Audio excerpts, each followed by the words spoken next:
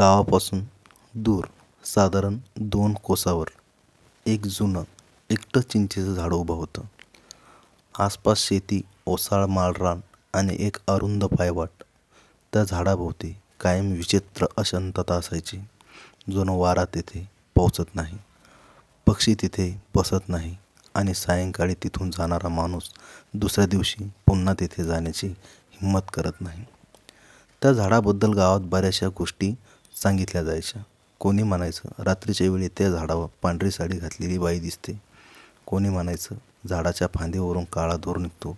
तर कोणी सांगायचं त्या झाडाखाली गेलं की शरीर गार पडतं आणि श्वास घ्यायला त्रास होतो. गावातला गणपत साधारण 30 वर्षाचा धाडशी माणूस होता. त्याला या सगळ्या गोष्टीवर विश्वास नव्हता. भूत पिशाचं काही नसतं, सगळं अंधश्रद्धा आहे, तो नेहमी असा म्हणायचा. एक दिवस त्याचे मित्र रम्या, विलास आणि सखाराम गावाच्या चौकात बसले होते. गप्पाचा ओघात पुन्हा चिंचेचं झाड चर्चेत आलं. रम्या म्हणाला, गणपा, तुझं म्हणणं खरं असेल तर रात्री तिथं जाऊन दाखव, मग आम्ही मानू की भूत नाही. गणपत थोडा हसला. जाऊया मग आज रात्री, पाहूया काय आहे त्या झाडात. त्याच रात्री पौर्णिमेच्या उजेडात चौघे मित्र कंदील घेऊन निघाले. गाव मागे पडलं आणि माळरान सुरू झालं. दूर चिंचेचं झाड चंद्रप्रकाशात सावलीसारखं उभं होतं. रात्रीच्या शांततेत किड्यांचा किरकिर आवाज आणि पायांचा चपचप आवाज येऊ लागला. झाडाजवळ पोचताच विलासचा कंदील थरथरला. वारा नसतानाही ज्योत हालत होती. बघ ना, वारा नाही पण कंदील कसा थरथरतोय, तो म्हणाला. गणपत म्हणाला, थंडी असेल, घाबरू नको. त्यांनी झाडाखाली पाय ठेवला. माती ओली आणि थंड होती. अचानक एक हवा आली. जळलेल्या गोष्टीला गणपतला वास येऊ लागला. वाकून पाहतोय तर जमिनीवर काही राखेसारखे दिसलं. कदाचित शेकोटी असेल, तो म्हणाला.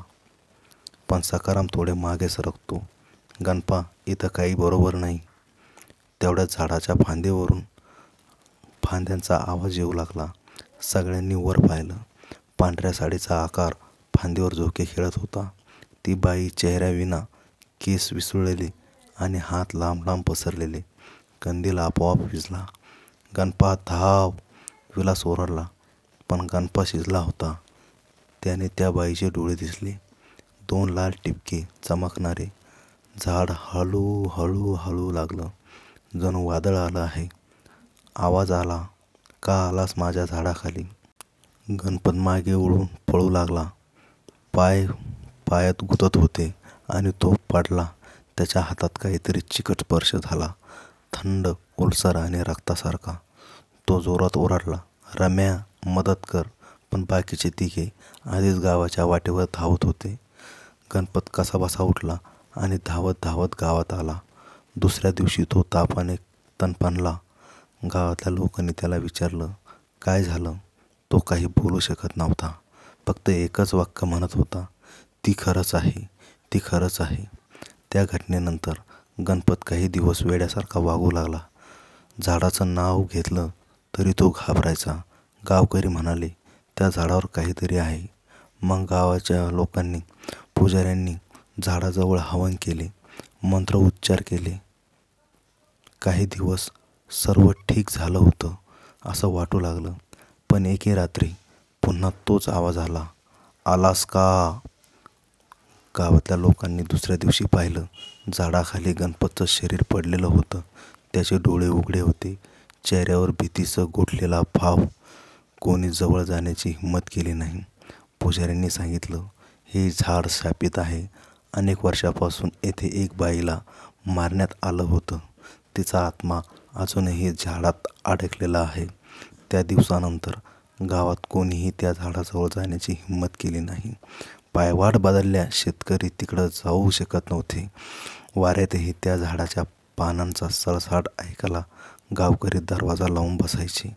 कधीकधी पौर्णिमेच्या रात्री दूरवरून अजूनही एक आवाज ऐकू येतो, आलास का माझ्या झाडाखाली. आणि चंद्रप्रकाशात त्या चिंचेच्या झाडाच्या फांद्यावरून हलकासा पांढरा सावलीसारखा आकार झोके खेळताना आजही त्या लोकांना दिसतो.